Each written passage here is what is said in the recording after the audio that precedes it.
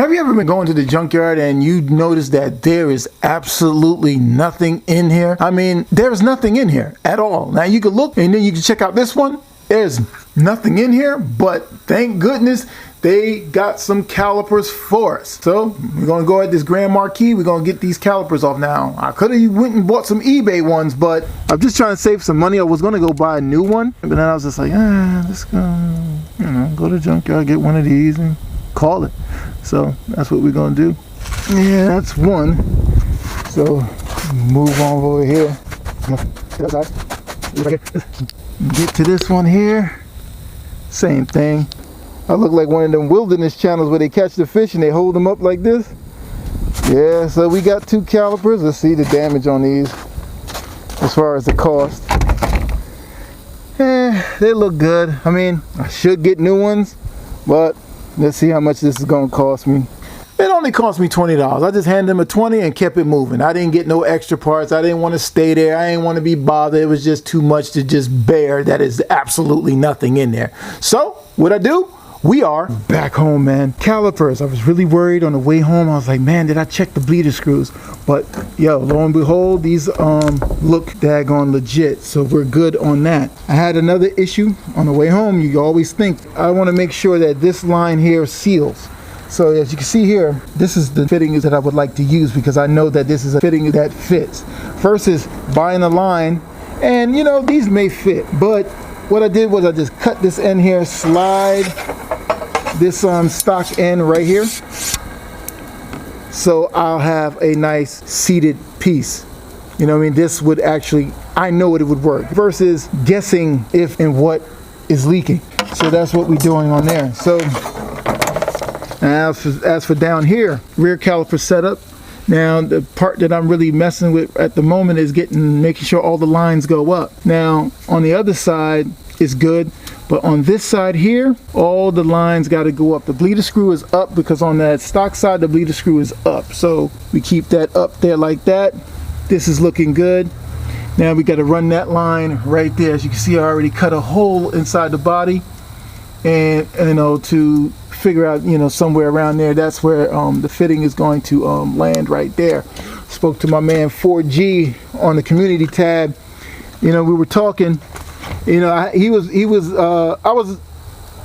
talking about using the same line, and I was like, yeah, but then I was saying I'm gonna need to go to Napa. But what is so important to talk to you guys is that maybe you guys do not have the exact answer that I need, but you guys will spark conversation to make me have a new or a better idea. That is why it's so important for you guys to comment. I don't know about other YouTubers, man. The comments are very, very important. You can say was or is or today or tomorrow, and then all of a sudden I'll come up with an idea that says, okay, I know how I'm going to do this. And this is from him commenting on that little community tab. I said, I know how I'm gonna do this now. I said, I'm gonna go to Napa. If you check the community tab, you can see the conversation that we had real briefly. I said, yeah, I'm gonna go to Napa. But I didn't go to Napa. I went to somewhere closer, and I got the T, I got this fitting. I figured out, hey, I'm gonna use this part right here. I'm gonna just take off the bubble flare. You know what I mean? It's so important.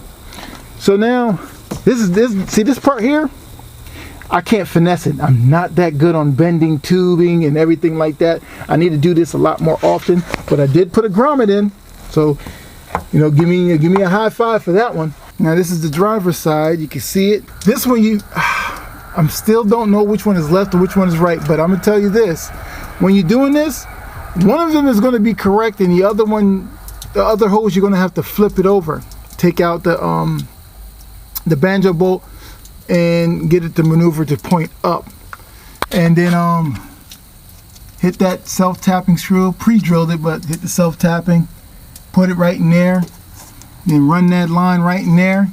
It's very important to use this old fitting. I mean, you can use a new one, but you be skeptical if it's the right thread. You know what I'm saying? So to rid all doubt, just use that old fitting. Take your time, cut it out, and use that, slip that in. Now I know that's sealed. I know that's the right joint. I know it ain't stripped.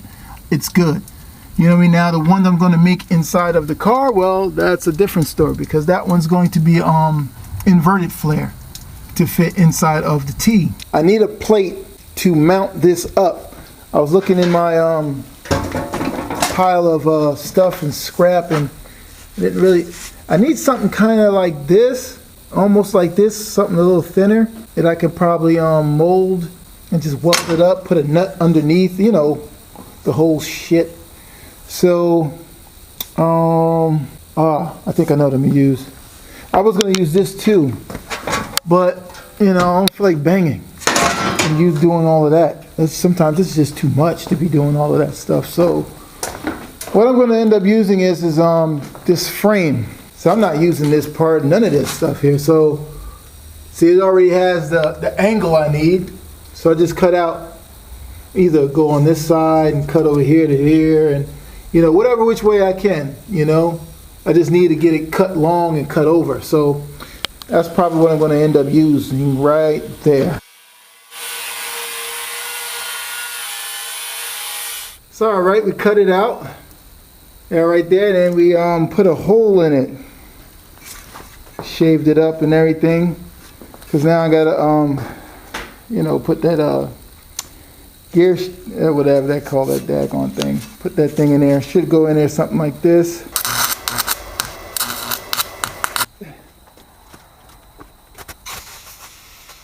Few inches later. So that is the setup right there. Now look, I weld the top of it, weld the bottom, and it's secured. I mean, look at it. I can hammer in this thing and it's dope.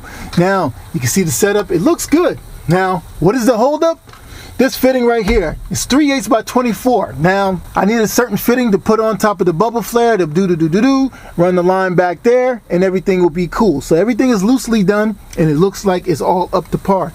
Now, for you guys who probably clicked the video or just seen the video for the first time and you're wondering about this double disc setup, like I said, man, and I was doing the rear. I had to put the gears in, traction lock and everything like that. So it made no sense for me to put everything together, then take it all back out and still put these back on. All of this bracket here is this bracket. Basically, you flip it and put it on this side, but you need two.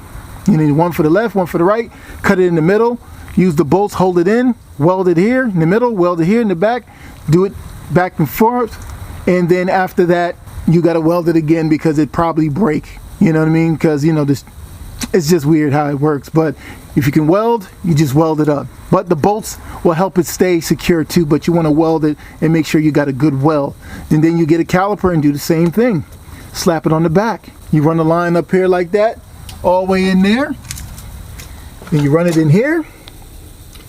So be right there, run it, and then there it is. And then you run into that e-brake there. Now, again, like I just told you, you got to get that fitting.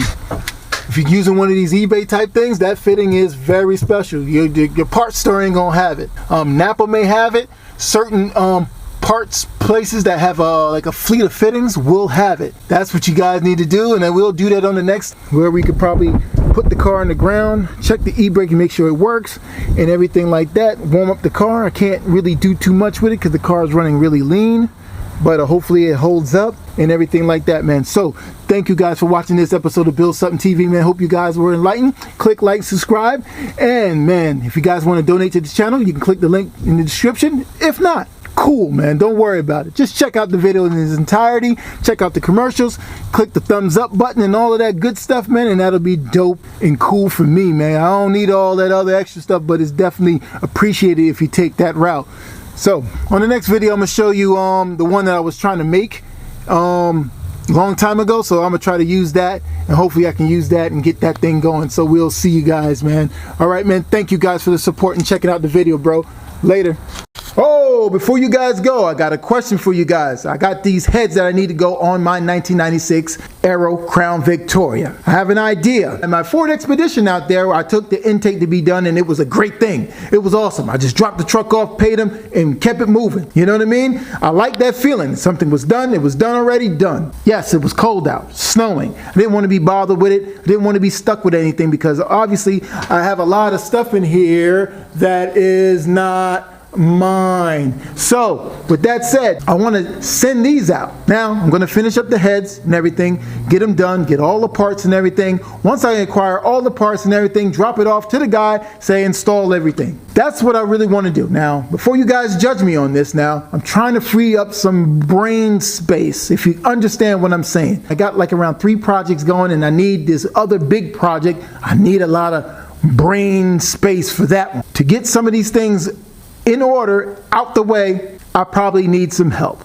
Now, I'm trying to outsource some of this stuff here. I need this to be outsourced because it's a big job, and I need to get this car underway, because as I'm doing the turbo build, I need another car right behind it and another car right behind it, with the Maverick right behind it, and then the other car right behind it. How you guys feel about that? Please leave a comment below. Let me know your suggestions. Should I do it? Should I not do it?